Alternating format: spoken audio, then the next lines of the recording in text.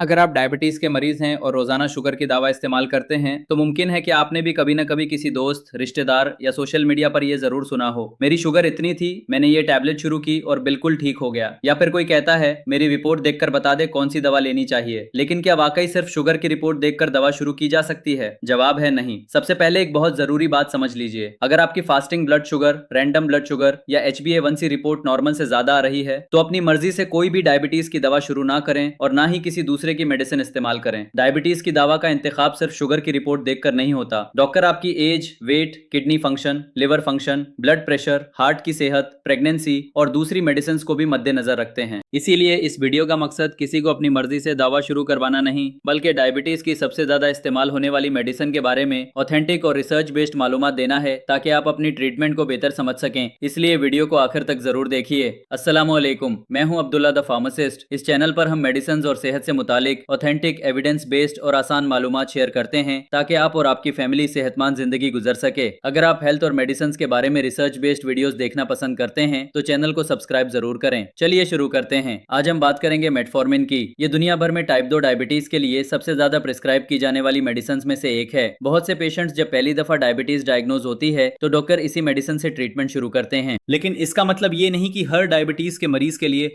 Metformin ही सही choice है। सबसे पहले ये समझना जरूरी है कि मेटफॉर्मिन असल में काम कैसे करती है। हमारा लिवर जरूरत से ज्यादा ग्लूकोज बनाता है और डायबिटीज में जिस्म इंसुलिन को ठीक तरह इस्तेमाल नहीं कर पाता। मेटफॉर्मिन लिवर में ग्लूकोज की प्रोडक्शन को कम करती है और बॉडी की इंसुलिन सेंसिटिविटी को बेहतर बनाती है। इस वजह से ब्लड शुगर कंट्रोल करने में मदद मिलती है। अच्छी बात यह है कि ये आम तौर पर शुगर को इतना नीचे नहीं गिरती जितना कुछ दूसरी डायबिटीज मेडिसिन गिरा सकती हैं। इसीलिए डॉक्टर अक्सर इसे पहली चॉइस के तौर पर कंसिडर करते हैं। अब सवाल यह है कि मेटफॉर्मिन कैसे लेनी चाहिए। बहुत से लोग पहली टैबलेट खाने के बाद ही पेट खराब होने की शिकायत करते हैं और दावा बंद कर देते हैं। हकीकत यह है कि मेटफॉर्मिन शुरू में कुछ लोगों में पेट फूलना, गैस, मतली या दस्त का सबब बन सकती है। इसीलिए डॉक्टर अक्सर काम डोज से शुरू करते हैं और धीरे धीरे डोज बढ़ते हैं। आमतौर पर इस मेडिसिन को खाने के साथ या खाना खाने के बाद लेना बेहतर माना जाता है ताकि स्टमक साइड इफेक्ट्स कम हो सके। अगर डॉक्टर ने एक्सटेंडेड रिलीज टैबलेट लिखी हो तो उसे तोड़ना या क्रश करना ठीक नहीं होता। अब बात करते हैं उस गलती की जो बहुत से लोग करते हैं। कुछ पेशेंट्स जब शुगर नॉर्मल आनी शुरू होती है तो अपनी मर्जी से मेटफॉर्मिन बंद कर देते हैं। कुछ लोग डोज आधी कर देते हैं और कुछ सिर्फ जब शुगर ज्यादा है तभी टैबलेट लेते हैं। याद रखिए, डायबिटीज की मेडिसिन पेन किलर की तरह नहीं होते जो सिर्फ जरूरत पर ली जाए। इन्हें डॉक्टर की हिदायत के मुताबिक लगातार लेना जरूरी होता है। एक और बहुत कॉमन गलती यह है कि लोग समझते हैं कि जब मेटफॉर्मिन ले रहे हैं तो डाइट और वॉक की जरूरत ही नहीं। लेकिन रिसर्च ये बताती है कि डायबिटीज कंट्रोल करने में मेडिसिन के साथ हेल्दी डाइट और रेगुलर फिजिकल एक्टिविटी का रोल बहुत अहम होता है। अगर आप शुगरी ड्रिंक्स, मिठाई और बेकरी आइटम्स रोज इस्तेमाल करते रहेंगे और सिर्फ मेडिसिन पर डिपेंड करेंगे तो शुगर कंट्रोल करना मुश्किल हो सकता है।